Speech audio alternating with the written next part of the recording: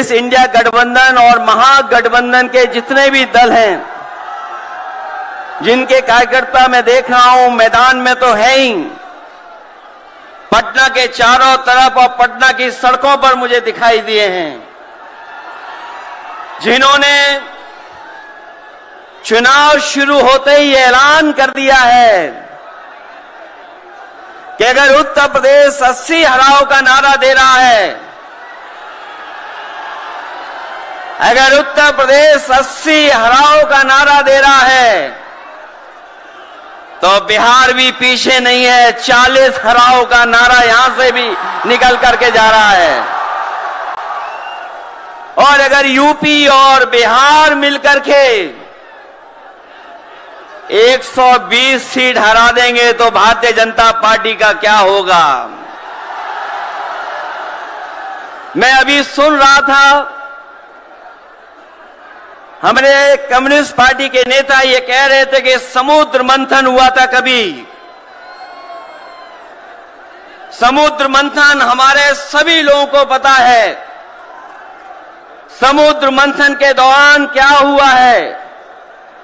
लेकिन इस ऐतिहासिक मैदान में मैं कहना चाहता हूं कि 2024 में संविधान मंथन होने जा रहा है।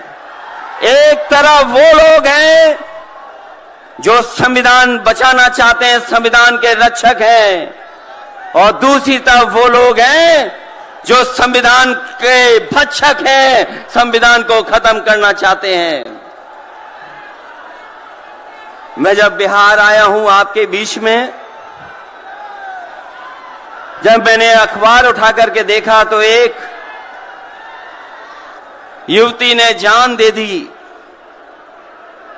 एक बेटी जो परीक्षा में दे करके आई थी, क्योंकि परीक्षा को रद्द कर दिया गया, पेपर लीक हो गया, जिसके कारण उसने आत्महत्या कर ली और कहा कि मां बाप से मैं माफी मांगती हूं। यह उत्तर प्रदेश में एक घटना नहीं हुई है।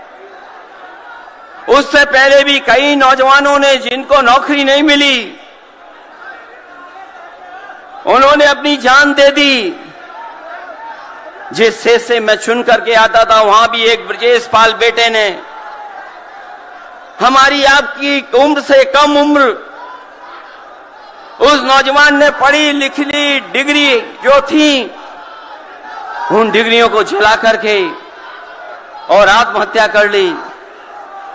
ये हालत है देश की। और वहां पर उत्तर प्रदेश में जहां पर से प्रधानमंत्री चुन करके जाते हैं, जनता ने भरोसा किया उन पर,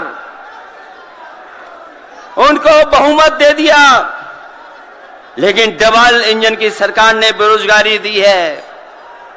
मुझे खुशी है कि तेजस्वी ने यहां पर नौकरियां दे दी, रोजगार दे दिए,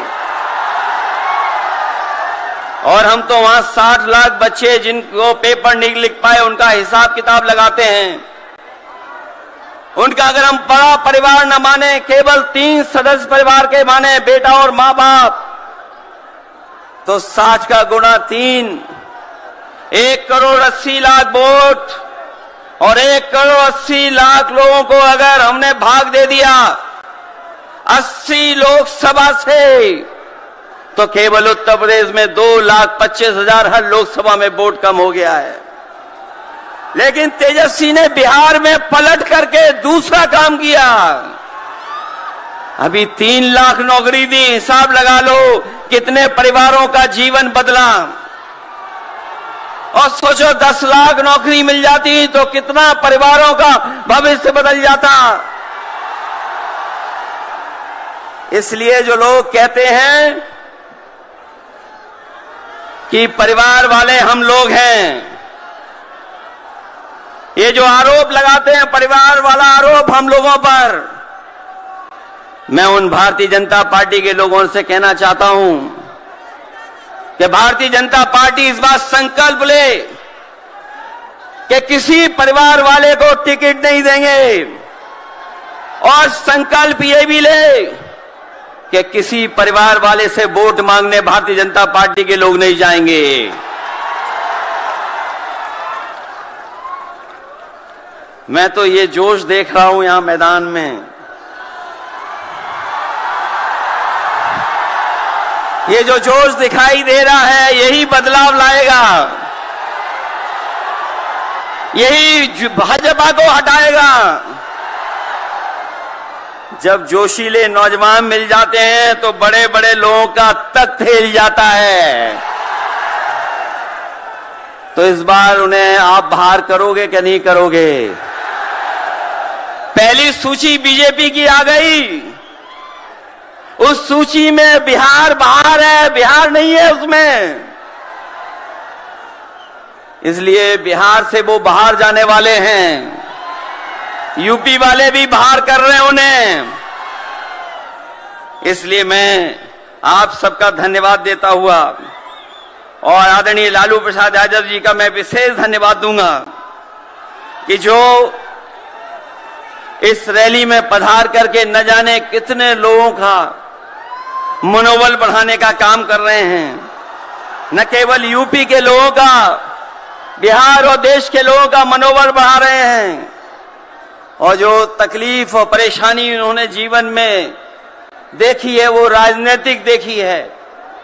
ये राजनीति की वजह से तकलीफ और परेशानी है। मैं अभी तेजस्वी जी को सुन रहा था, उन्होंने कहा कि एक एजेंसी आ गई। ये एजेंसी इसलिए आई है कि राजनीति में हम लोग हैं और हम लोग अगर इनका मुकाबला न कर रहे होते तो कोई एजेंसी नहीं आती। उन्हें डर है कि ये ताकत मिलकर के, ये गठबंधन बन करके उनको हटाने का काम करेगा। इसलिए मैं आपसे कहना चाहता हूं 120 हटाओ, देश बचाओ। भाजपा हटाओ, संविधान बचाओ। भाजपा हटाओ, देश बचाओ। भाजपा हटाओ, आरक्षण बचाओ। भाजपा हटाओ, नौकरी पाओ। भाजपा हटाओ, संकट मिटाओ। मैं इन्हीं शब्दों के साथ मैं सभी लोगों का बहुत बहुत धन्यवाद और आभार प्रकट करना चाहता हूं, इस उम्मीद और इस भरोसे के साथ कि जब कभी हम लोग अगली बार मिलेंगे तो ये डबल इंजन की सरकार बाहर होगी, यूपी से लेकर के बिहार तक भारतीय जनता पार्टी बाहर होगी। बहुत बहुत धन्यवाद।